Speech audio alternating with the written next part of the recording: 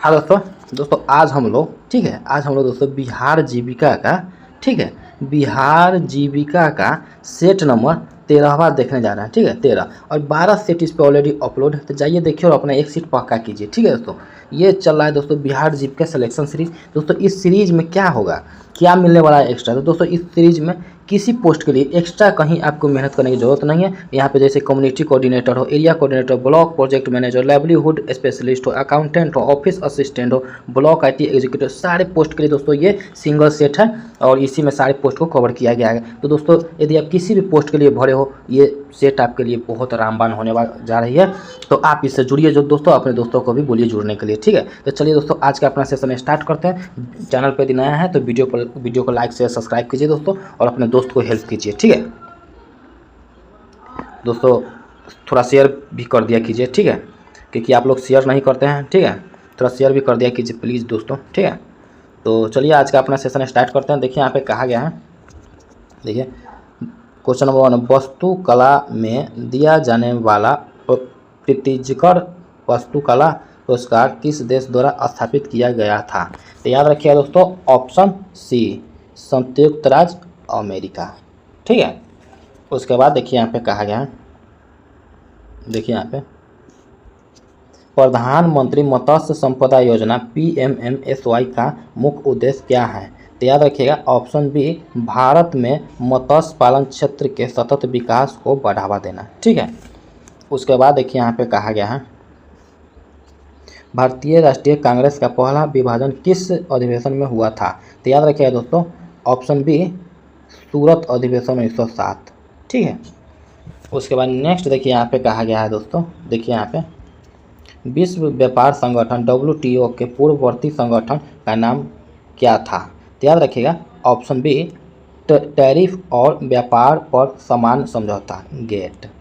ठीक है, general agreement, इसका full form general agreement trade and tariff. ठीक है, याद रखिएगा। ठीक है, उसके बाद नेक्स्ट देखिए यहाँ पे कहा गया है, नेक्स्ट देखिए यहाँ पे कहा गया है, देखिए मानव शरीर में सबसे छोटी हड्डी कौन सी है। तो कौन सी है, याद रखिए ऑप्शन सी स्टेपीज। ठीक है, और यही दोस्तों यदि पूछा जाए कि सबसे बड़ी हड्डी, तो याद रखिएगा फीमर। ठीक है, उसके बाद नेक्स्ट देखिए यहाँ पे कहा गया है, शतरंज बोर्ड में कितने वर्ग होते हैं। तो याद रखिएगा दोस्तों, शतरंज बोर्ड में 64 वर्ग होते हैं। ठीक है, उसके बाद 8 के विकल्प में बंटे हुए होते हैं, जैसे 8 इधर से है, 8 इधर से है, तो पूरा जुड़िएगा तो आपको 64 पूरा जाएगा। ठीक है, उसके बाद नेक्स्ट देखिए यहाँ पे कहा, सरस्वती सम्मान किस भारतीय भाषा के साहित्यिक कार्य के लिए दिया जाता है।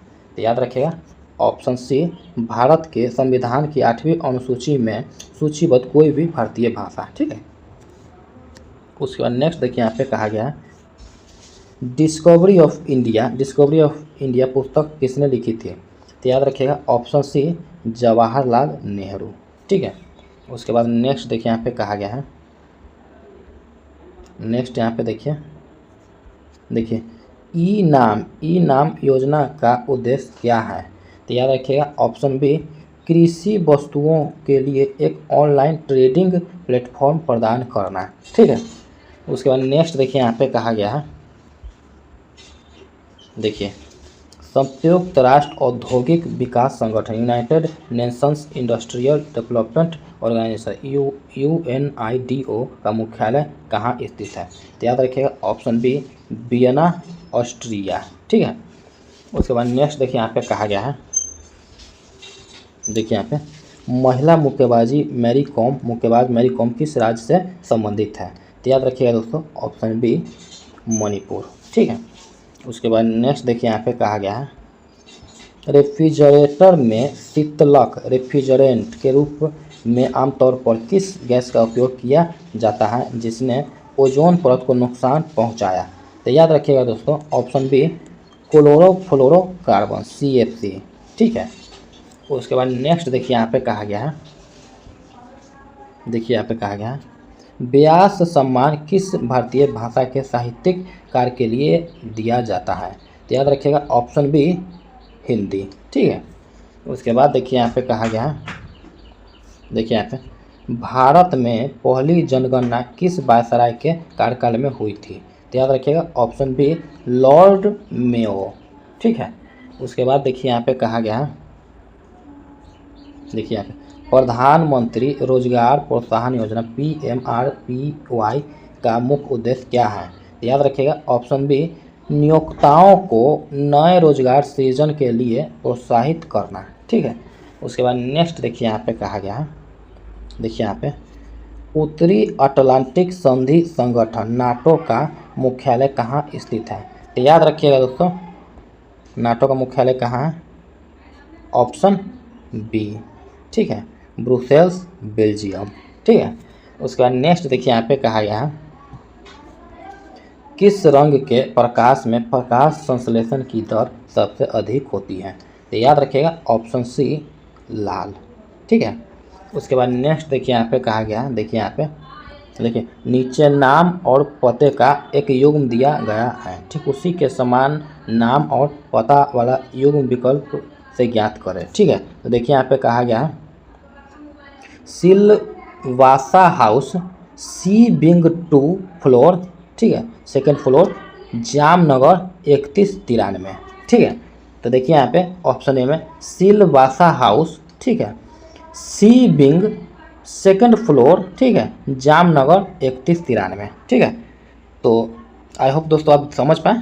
ठीक है, उसके बाद चलिए नेक्स्ट में देखिए यहाँ पे नेक्स्ट में क्या है, नेक्स्ट में दोस्तों ये रीजनिंग है, और रीजनिंग ये जो है मैट्रिक्स से रीजनिंग होता है। ठीक है, ये मैट्रिक्स से रिलेटेड ये रीजनिंग है जिसको आव्यूह कहते हैं हिंदी में। तो दोस्तों ये ज़्यादा टफ होता नहीं है। ठीक है, तो हम लोग रीजनिंग को एस्केप कर देते हैं। ठीक है, रीजनिंग को एस्केप करके और उसके बाद देखिए दोस्तों जैसे ये है, तो ये पेपर फोल्डिंग मेथड है। ये पेपर फोल्ड यहाँ पे देखिए लिखा भी गया होगा। देखिए यहाँ पे देखिए नीचे दर्शाए गए कागज़ को मोड़कर कागज़ काटा जाता है, खोलने पर कैसा दिखाई देगा। ठीक है, जैसा देखिए यहाँ पे दोस्तों ये हम इसमें बता दे रहे हैं। देखिए मान लीजिए कि यहाँ पे के है, के पी है, तो पी है या के है, कोई भी एक अक्षर हम ले लेते हैं। मान लीजिए के ही ले लेते हैं। इसमें 65 कैसे लाया होगा इसे हम लोग देखते हैं। ठीक है, तो 65 लाने के लिए देखिए ये जो है ये क्या किया है, तो देखिए यहाँ पे ये इसको मान लिया है रो। ठीक है, इसको मान लिया है कॉलम। ठीक है, अब देखिए यहाँ पे कि 65 कैसे लाया है, तो देखिए यहाँ से जब भी अक्षर को सेलेक्ट किया जाए कोई भी लेटर का जो ABCD है जो भी है, तो इसका इधर से पहले इधर से लेंगे, अब बाद में इधर से लेंगे। आई होप मेरा समझ पा रहे हैं। पहले रो की तरफ से लेंगे, अब बाद में कॉलम की तरफ से लेंगे। तो जैसे यहाँ पे देखिए के को यहाँ से भी लिया जा सकता है। के किस में है, तो जैसे देखिए 5 इधर से जाएंगे तो 5 है, इसमें इस कॉलम में 5 दिखाई दे रहा है। यहाँ पे देखिए तीर के निशान 5 है, तो के इसको ऊपर कितना है, तो 8, तो कितना हो जाएगा यहाँ पे, तो देखिएगा यहाँ पे ये लिखा जाएगा 58। ठीक है, उसके बाद देखिए यहाँ पे नेक्स्ट देखिए यहाँ पे के किस में है, के इसमें है, इस कॉलम में है। तो इसमें देखिए यहाँ पे है ना, तो इसमें देखिए सामने इसके के क्या है, तो 6, इसके ऊपर कितना है, तो 5, तो कितना हो जाएगा 65। देखिए यहाँ पे प्रूफ हुआ, यहाँ 65 है। तो दोस्तों ऐसा ही करके आपको क्या करना है, एक टेक को लिखना है। आई होप आप समझ पाए। उसके बाद देखिए दोस्तों हम आपको बता दे रहे हैं पेपर फोल्डिंग मेथड कैसे आपको बनाना है। देखिए एक A4 साइज पेपर था, देखिए यहाँ ऐसे। ठीक है, इसको लेकर के ऐसे आधा मोड़ दिया। ठीक है, और फिर इसको आधा को फिर मोड़ दिया, यानी कि इसको 1/4 कर दिया। ठीक है, अब इसको 1/4 जब किया तो इसको इस तरह से इसका एक शेप दे दिया, ऐसे करके ऐसे ऐसे किया। ठीक है, तो जब दोस्तों इस शेप को खोलिएगा ना, तो ये जो है ये ऐसे हो जाएगा, ऐसे हो जाएगा। ठीक है, यहाँ पे ऐसे ऐसे बना हुआ होगा, तो ये इधर आ जाएगा, फिर ये इधर आ जाएगा। ठीक है, ये ऐसे हो जाएगा और ऐसे ऐसे बनाएगा, फिर ये ऐसा ही इसके ऐसे और ऐसे ऐसे बनाएगा। तो देखिए इसमें किस में मिल रहा है, इसे मिला के देखिए दोस्तों, तो किस में है, तो इसमें है। ठीक है, तो ये ऑप्शन नंबर इसका बी हो जाना चाहिए। ठीक है, इसका ऑप्शन नंबर बी हो जाएगा। तो दोस्तों देखिए सारे रीजनिंग को यहाँ पे सॉल्व करना तो पॉसिबल नहीं है, लेकिन हमने आपको मोटा मोटी में समझा दिया। जैसे देखिए यहाँ पे यही है, तो इसको देखिए इसको कैसे बनाते हैं, तो देखिए यहाँ पे ये 2, यहाँ पे देखिए इसको +2 कर दिया। ठीक है, फिर यहाँ पे 13 और 5 कितना हो जाएगा, 5 3 8, तो देखिए यहाँ 5 बढ़ा दिया। ठीक है, फिर यहाँ पे देखिए यहाँ पे कितना बढ़ाया, 18 और 2, तो यहाँ पे 20। ठीक है, फिर यहाँ पे देखिए यहाँ कितना बढ़ाया है, तो यहाँ देखिए यहाँ पे 5 बढ़ा दिया। मीन्स दोस्तों 2 प्लस करा, फिर 5, फिर 2, फिर 5, तो यहाँ पे कितना बढ़ाया, तो देखिए यहाँ पे 2, तो 27 हो गया। तो फिर यहाँ पे जब 5 बढ़ाएंगे तो कितना, 27 और 5 हो जाएगा 32। यानी कि दोस्तों यहाँ पे देखिए 132 कहीं पे है, तो वही हमारा आंसर हो जाएगा। तो देखिए 132 ऑप्शन बी में है, तो यही अपना आंसर हो जाएगा। ठीक है, दोस्तों सारे को तो यहाँ पे पॉसिबल नहीं है कि हम सॉल्व कर पाएँ, ठीक है, लेकिन जो है समझा है कि आपको रीजनिंग भी पता है, तो इसीलिए हम थोड़ा मोड़ा बता दे रहे हैं, ठीक है। देखिए दोस्तों यहाँ पे दर्पण और प्रतिबिंब की ओर देखिए, यहाँ पे देखिए दी गई आकृति के उस सही दर्पण प्रतिबिंब को चुनिए जो नीचे दिए गए अनुसार दर्पण को एम एन रेखा पर रखा है। देखिए दोस्तों ये एम एन है, यहाँ पे ये दर्पण रखा गया है, ठीक है। ये एक शीशा रख दिया है और इसका यहाँ पे एक चित्र बना दिया है। ये चित्र दिखने में कैसा होगा, तो देखिए दोस्तों यहाँ कैसे होगा, तो ये ऐसे हो जाएगा, ठीक है, फिर ऐसे होगा और ये ऐसे, एक मिनट यार, देखिए यहाँ पे ये ऐसे हो जाएगा, ये ऐसे हो जाएगा, ठीक है, यहाँ पे ऐसे और ऐसे हो जाएगा, ठीक है। अब इसको बनाया कैसे है, तो देखिए यहाँ पे ये ऐसे और एक यहाँ पे गोल बना दिया, ऐसा बना दिया, ठीक है, ऐसे और ऐसे ऐसे, तो ये दिखेगा ही, ठीक है। अभी इसके बाद क्या होगा, देखिए सी जो है यहाँ ऐसे हो जाएगा, उल्टा हो जाएगा, ठीक है, एक सीधा आ जाएगा, ठीक है। उसके बाद एल जो है दोस्तों, एल ऐसे हो जाएगा, ठीक है, और एन जो है दोस्तों, एन ये ऐसे हो जाएगा, ऐसे हो जाएगा, ठीक है। तो देखिए यहाँ पे इसमें कौन सा है, इसमें जो है नीचे देखते हैं ऑप्शन में कौन सा ऑप्शन ये मिल रहा है, ठीक है, हम जो बनाए उसके अनुसार कौन सा ऑप्शन मिल रहा है। तो देखिए दोस्तों हमने सी ऐसे की ओर बनाया था, ठीक है, और एक्स यहाँ लेके एल इधर की ओर नचाया था, एन जो ऐसे की ओर बनाया था। तो देखिए यहाँ पे ये सारे को जो है कि इसका है, ठीक है, लेकिन यहाँ पे एक्स उल्टा दे दिया है, तो ये भी नहीं होगा, यहाँ ये भी नहीं होगा और ये भी नहीं होगा, एक ही ऑप्शन अपना चल रहा है ए। तो देखिए यहाँ पे बन गया ए, ठीक है। तो दोस्तों देखिए हमने जो है तो ये आपको बता दिया, ठीक है। उसके बाद देखिए दोस्तों, देखिए सारे रीजनिंग को तो पॉसिबल नहीं है कि हम सॉल्व कर दें, ठीक है, क्योंकि टाइम लगता है दोस्तों और वीडियो काफ़ी लेंदी हो जाता है, ठीक है। देखिए यहाँ पे ये इस रीजनिंग को कैसे बनाया, देखिए एक निश्चित तर्क के अनुसार 30-41 से संबंधित है, समान तर्क के अनुसार 56-67 से संबंधित है, समान तर्क के अनुसार 12 निम्नलिखित में किससे संबंधित है। तो देखिए दोस्तों सबसे पहले हम क्या करते हैं, एक साइड में 30 लिख लेते हैं, ठीक है, और उसके बाद बगल में 41 लिख लेते हैं, ठीक है, फिर यहाँ पे 56 लिख लेते हैं, उसके बाद यहाँ पे 67 लिख लेते हैं, ठीक है। तो देखिए दोस्तों ये इसमें देख लेते हैं, सबसे पहले जोड़ घटाव के प्रोसेस लगा लेते हैं। यदि दोस्तों इसमें जोड़ते हैं तो कितना हो जाएगा, तो इसमें 10 और 1 11, यानी कि देखते हैं जोड़ के 10 और 1 11, यानी कि इसमें दोस्तों देखा जाए तो इसमें +11 कर दिया है, ठीक है। और इसमें भी देखें दोस्तों तो 10 और 1 11 मीन्स दोस्तों इसमें भी 11 जोड़ दिया, ज़्यादा इसने प्रोसेस अपनाया नहीं है। तो चलिए दोस्तों इसमें भी 12 और +11 करते हैं तो कितना हो जाएगा 3 और 2, ठीक है। तो देखिए दोस्तों यहाँ ऑप्शन में कहीं पे 23 हमको दिख रहा है, तो देखिए ऑप्शन में 23 यहाँ पे और यही हमारा आंसर हो जाएगा, ठीक है। तो आई होप दोस्तों आप समझ पाएँ, ठीक है। सारे को तो दोस्तों पॉसिबल नहीं है, ठीक है। उसके बाद देखिए यहाँ पे कहा गया नीचे दी गई आकृति में कितने त्रिभुज हैं, तो इसमें कितने त्रिभुज है तो हम लोग गिन लेते हैं, ठीक है। देखिए एक 1 2 3 4 5 6 7, अब तो कहीं छूट नहीं ना रहा है दोस्तों। तो देखिए इस आकृति में दोस्तों टोटल 7 यानी कि 7 त्रिभुज है और काफ़ी इजी आपका जो सके रीजनिंग है और मैथ है, ठीक है। तो दोस्तों आप कर सकते हैं, हम ये इसलिए आपको करके दिखा रहे हैं ताकि आप पढ़ना सीखें, ठीक है। देखिए यहाँ पे कहा गया है, देखिए यहाँ पे कि निम्नलिखित 4 विकल्पों में से 3 किसी प्रकार समान है और एक इस प्रकार एक समूह बनाते हैं, उस प्रकार में से कौन सा एक है जो उस समूह से संबंधित नहीं है, ठीक है। तो देखिए दोस्तों यहाँ पे 25 नंबर रीजनिंग में क्या कहा गया है ये आपको हम समझा रहे हैं। देखिए दोस्तों यहाँ पे ये 25 नंबर क्वेश्चन है, 24 है, ठीक है। उसके बाद यहाँ पे ये, ठीक है। तो देखिए यहाँ पे कहा गया ये दोस्तों, ये देखिए यहाँ पे इसको पढ़ने की कोई ज़रूरत नहीं है। देखिए यहाँ पे ये 19 का ये वर्ग लिया है, ठीक है, 19 के स्क्वायर किया है, ये 23 के स्क्वायर किया है, 21 के स्क्वायर किया है, लेकिन 16 के स्क्वायर नहीं कर पाया, ठीक है। इसलिए ये जो है कि ये अपना गलत हो जाएगा, गलत ढूंढना था तो गलत हमने ढूंढ दिया, ठीक है। आप पढ़ के देख लीजिएगा, ठीक है। उसके बाद देखिए यहाँ पे नीचे, देखिए यहाँ पे बोला गया नीचे 4 पद दिए गए हैं जिनमें से 3 किसी प्रकार समान है और 1 भिन्न है, उस भिन्न पद को चुनिए, ठीक है। तो उस भिन्न पद को जब चुनिएगा दोस्तों, ठीक है, तो देखिए यहाँ पे कितना है, देखिए हम लोग लिख लेते हैं दोस्तों। एक यहाँ पे देखिए UQT, ठीक है। उसके बाद देखिए यहाँ पे EIF, ठीक है, और उसके बाद PTQ, ठीक है, ये सब लिख रहे हैं दोस्तों। उसके बाद यहाँ पे एक यहाँ पे ऑप्शन में LPM, ठीक है। तो देखिए यहाँ पे +4, ठीक है, और -3, +4 हमने कैसे किया, तो देखिए ये P का जो लेटर नंबर होता है 16 और T का होता है 20, तो यहाँ पे 4 जोड़ दिया, ठीक है। यहाँ 17 होता है इसका Q का लेटर नंबर, तो ये सारे लेटर नंबर के अनुसार हमने घटाया। इसके बाद यहाँ पे देखिए -4, ठीक है। हाँ, तो चलिए दोस्तों यहाँ पे देखते हैं। यहाँ पे देखिए, यहाँ पे इसका लेटर नंबर 21 हो गया, यहाँ पे 17 हो गया, ठीक है। और यहाँ पे देखिए दोस्तों इसका लेटर नंबर 20 हो गया, ठीक है। तो यहाँ पे -4 किया, फिर यहाँ पे देखिए +3 कर दिया, ठीक है। उसके बाद देखिए यहाँ पे इसका लेटर नंबर 5 है, यहाँ पे 9 है, तो देखिए यहाँ पे +4। उसके बाद देखिए यहाँ पे इसका लेटर नंबर 6 है, तो -3, ठीक है।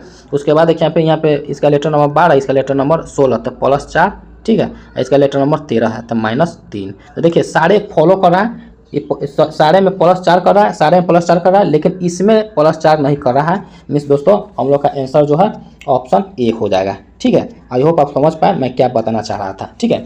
उसके बाद देखिए दोस्तों यहाँ पे देखिए ये भी वैसा ही किया है, तो देखिए सारे रीजनिंग को पॉसिबल नहीं है सॉल्व करना, ठीक है। आप अपना से भी करके देखिएगा, ठीक है। आपका रीजनिंग हो, मैथ हो, ज़्यादा टफ नहीं है, ठीक है। काफ़ी वीडियो लेंदी हो जाएगा, तो चलिए हम लोग अब डायरेक्ट सवाल की ओर चलते हैं, ठीक है। हमने आपसे जो कुछ रीजनिंग बनाने की कोशिश किया, ये हमने बताने की कोशिश किया कि आप कर सकते हैं, ठीक है। और ये करने वाला रीजनिंग है, तो आप कीजिए, ठीक है। तो चलिए दोस्तों आज का अपना ये जो है करते हैं, ठीक है। देखिए आज का अपना क्वेश्चन जो है, देखिए यहाँ पे कंप्यूटर में फोर्ट्रन का अर्थ क्या है, तो याद रखिएगा ऑप्शन ए फॉर्मूला ट्रांसलेशन, ठीक है। उसके बाद देखिए यहाँ पे कहा गया है, देखिए यहाँ पे डगलस एंजल वास्ट ने निम्नलिखित में से किस डिवाइस या इंटरफेस का आविष्कार किया था, तो याद रखिएगा ऑप्शन डी कंप्यूटर माउस, ठीक है। उसके बाद देखिए यहाँ पे कहा गया MS वर्ड 2010 में, ठीक है। देखिए यहाँ पे MS वर्ड 2010 में रो और कॉलम में डेटा की व्यवस्था को डैश कहा जाता है, तो याद रखिएगा ऑप्शन सी टेबल, ठीक है। उसके बाद देखिए यहाँ पे कहा गया है निर्देश जिसे तुरंत निष्पादित नहीं किया जाना है डैश में रखा गया है, तो याद रखिएगा option D instruction buffer register, ठीक है।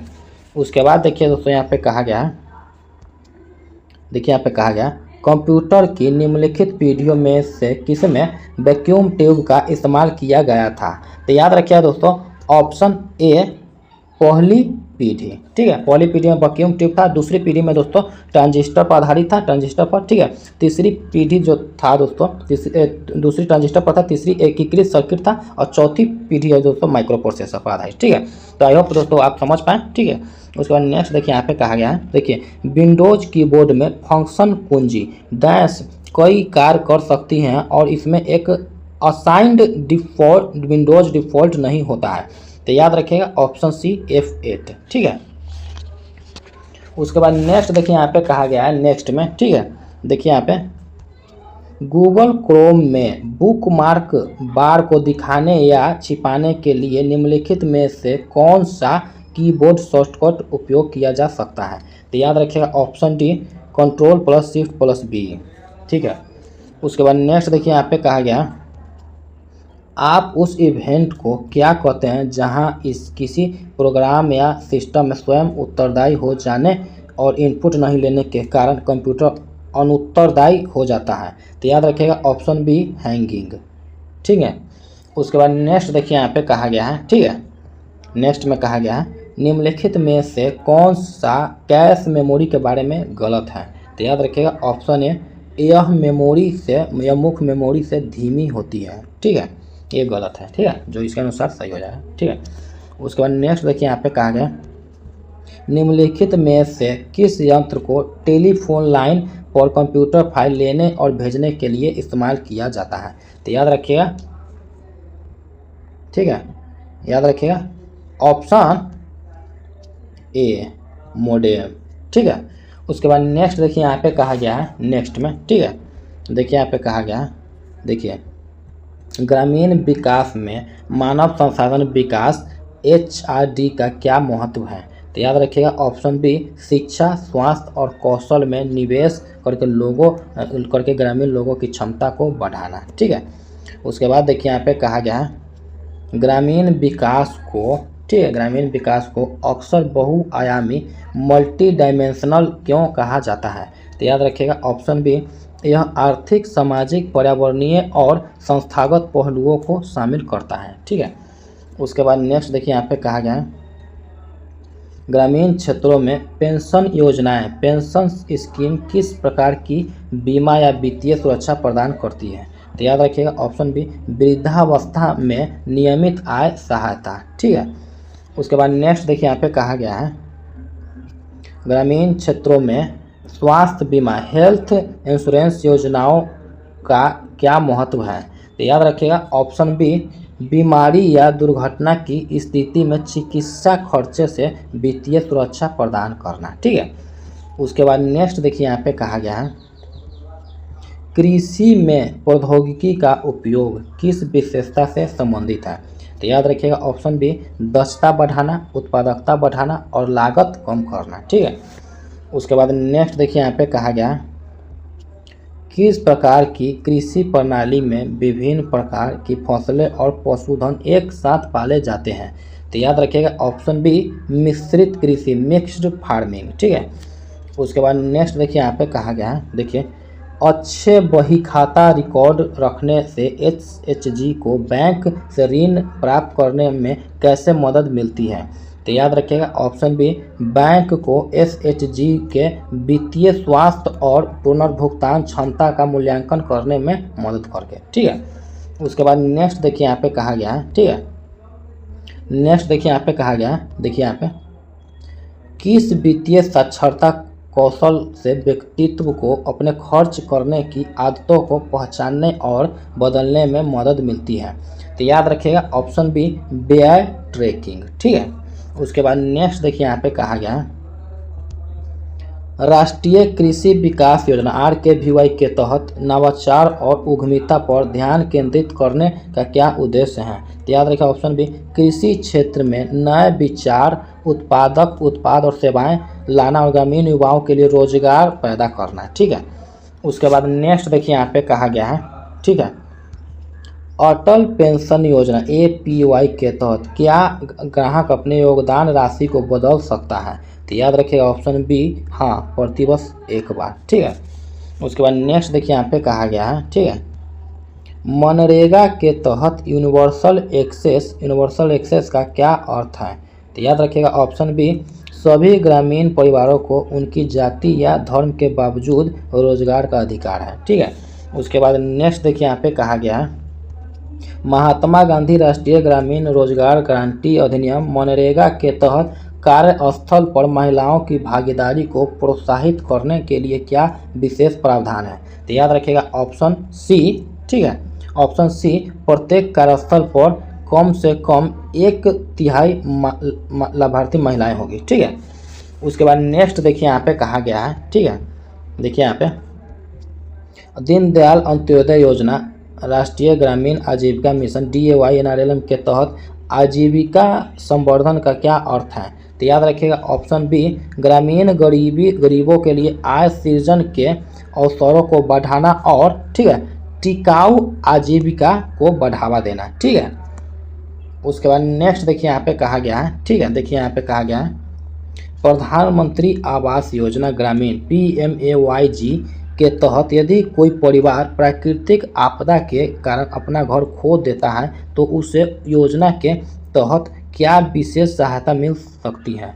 तो याद रखिएगा ऑप्शन देखिए यहाँ पे ऑप्शन बी, प्राथमिकता के आधार पर आवास सहायता।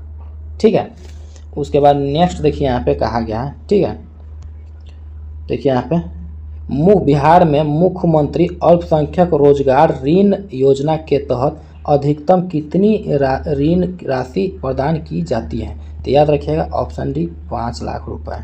ठीक है, उसके बाद नेक्स्ट देखिए यहाँ पे कहा गया बिहार मुख्यमंत्री दिव्यांग जन सशक्तिकरण योजना का मुख्य उद्देश्य क्या है? तो याद रखिएगा ऑप्शन बी, दिव्यांग व्यक्तियों को सशक्त बनाना, उन्हें शिक्षा, रोजगार और सामाजिक सुरक्षा प्रदान करना। ठीक है, उसके बाद नेक्स्ट देखिए यहाँ पे कहा गया नेक्स्ट में देखिए बिहार में मुख्यमंत्री सोलर लैंप योजना का उद्देश्य क्या है? तो याद रखिए ऑप्शन बी, ग्रामीण क्षेत्रों में घरों में सौर ऊर्जा के सौर ऊर्जा से चलने वाले लैंप प्रदान करना। ठीक है, उसके बाद नेक्स्ट देखिए यहाँ पे कहा गया है, देखिए यहाँ पे बिहार मुख्यमंत्री बाल विवाह प्रोत्साहन योजना का उद्देश्य क्या है? तो याद रखिए ऑप्शन बी, बाल विवाह को रोकना और विवाह के लिए कानूनी आयु का पालन सुनिश्चित करना। ठीक है, उसके बाद नेक्स्ट देखिए यहाँ पे कहा गया है बिहार में मुख्यमंत्री कृषि यंत्र बैंक योजना का मुख्य उद्देश्य क्या है? तो याद रखिए ऑप्शन बी,